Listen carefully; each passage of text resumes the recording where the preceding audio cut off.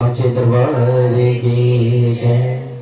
माई मेरी सचिया जोता वाली माता तेरी सदाई जय। कार्तिक महात्म की जय। श्री लंबोदर गज वंदनम जय जय श्री गणेश। विघ्न हरण मंगल करण काटो सकल क्लेश।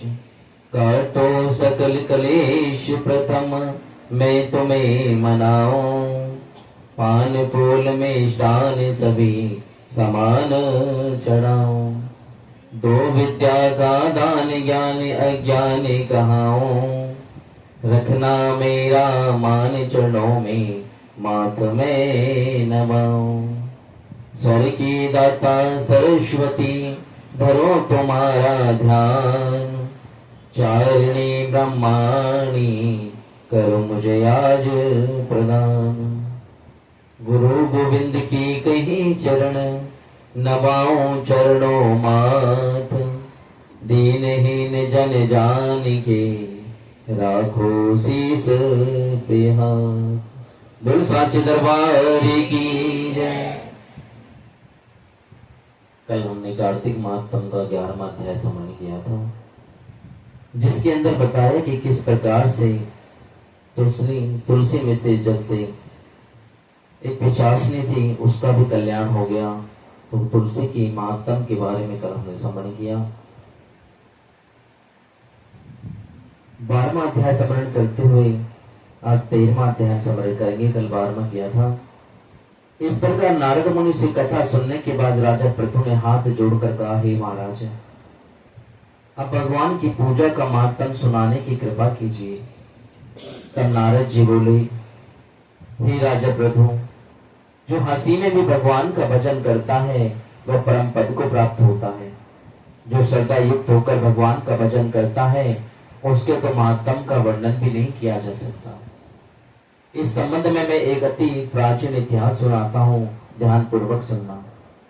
नारद जी ने कहा, कालिंद पर्वत पर दृगपुर नामक नगर में सुभाव नाम का अत्यंत धर्मात्मा राजा राज्य करता। वह प्रजा का पुत्र के समान पालन करता। उसके धूमकेश नाम का एक पुत्र, जो अत्यंत दुराचारी, पर स्त्रीगामी, चोर तथा जुआरी था। पुत्र के दुराचारों को देखकर राजा सुभाव ने उसे ताड़ना दी, परंतु वो किसी प्रकार से नहीं माना। एक दिन गेंद खेलते हुए उसकी गेंद छोटी रानी के महल में जा गिरी। जब वह गेंद लेने के लिए महल में गया तो उस रानी पर मोहित हो गया और दोनों ने कामायुक्त होकर भोग विलास किया। जब राजा को इस बात का पता चला तो उसने कुमार को प्राण न देकर देश से निकाला दे दिया। अब राजकुमार वन में रहकर प्रतिदिन मांस मदिरा खाता तथा रात्रि को वैश्याओं के यहाँ निवास करता। चोरी आदि करके जो भी धन आता वह सब वैश्याओं को दे देता। इस प्रकार घूमते फिरते एक दिन वह वृंदावन में आ गया। कुछ समय बाद उसने सत्यव्रत नाम का एक परम विष्णु भक्त को देखा, जो अपना सब घर बार छोड़कर कार्तिक मास में भगवान का पूजन तथा केवल कंदमूल फल खाता था। वह भक्त नित्य प्रतिदिन भगवान से प्रार्थना करता कि हे भगवान, इस दुख रूपी संसार में डूब रहे मुझ दीन पर आप रक्षा करें। मैं राधा जी सहित आपको बारंबार नमस्कार करता हूँ। प्रेम मगन होकर कि वह कभी कभी रोने भी लगता।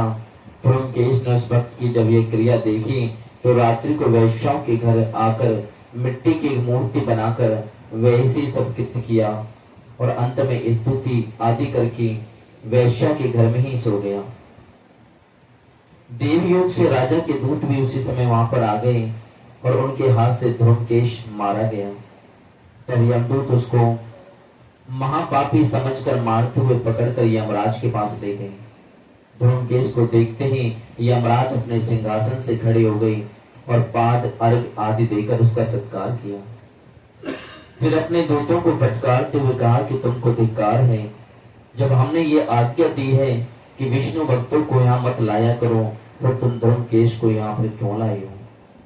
उसने कार्तिक मास का व्रत वृंदावन में चाहे हंसी से ही किया, मगर फिर भी वह वैकुंठ में जाने का अधिकारी है।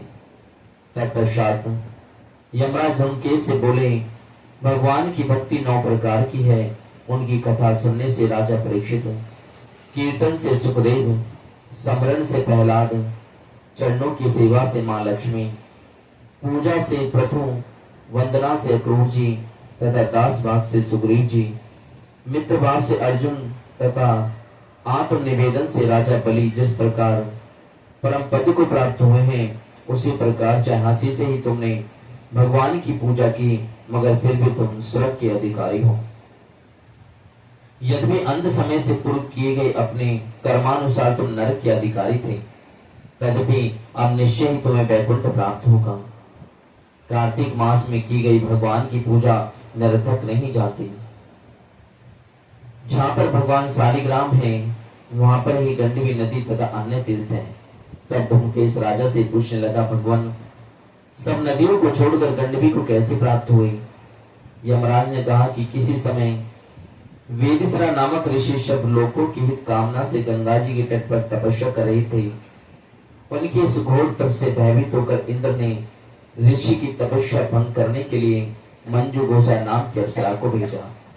मंजू गोसा उस रमणीय स्थान में कीड़ा करते हुए अपने रूप और यौवन का प्रदर्शन करके अनेक हाव भाव दिखाने लगी। फिर उसी स्थिति में उसने मुनि के चरणों का स्पर्श किया तो उसके रोमांच खड़े हो गए। तब प्रशांत मुनि को अपने वशीभूत जानकर मंजू गोसा ने अपनी दोनों भुजाएं उनके गले में डाल दी। तब क्रोधित होकर मुनि ने श्राप दिया कि तुम मुझे संसार सागर में डालने के लिए तैयार हुई हो, इसलिए तुम नदी बन जाओ। तब मंजू गोसा ने प्रार्थना करते हुए मुनि से कहा, हे मुनि, मैं श्राप योग्य नहीं हूं, मुझे आप क्षमा करें। इसकी प्रार्थना से दृढ़ होकर के मुनि ने कहा कि जिस समय भगवान विष्णु विंदा के श्राप से शिलावश होकर के तुम गंडवी में ही स्थित होंगे, तब तुम भगवान को धारण करने वाली होंगी। इस प्रकार मेरे द्वारा दिया गया ये श्राप तुम्हारे लिए वरदान से अधिक ज्यादा श्रेष्ठ होगा। यमराज कहने लगे, हे राजकुमार, अब तुम विष्णु लोक को जाओ। तब धूमकेश सुंदर विमान पर बैठकर विष्णु लोक को चला गया। इति श्री कार्तिक माहत्म 13वां अध्याय। श्री नारायणाय नमः। श्रीमन्नारायण नारायण नारायण श्रीमन्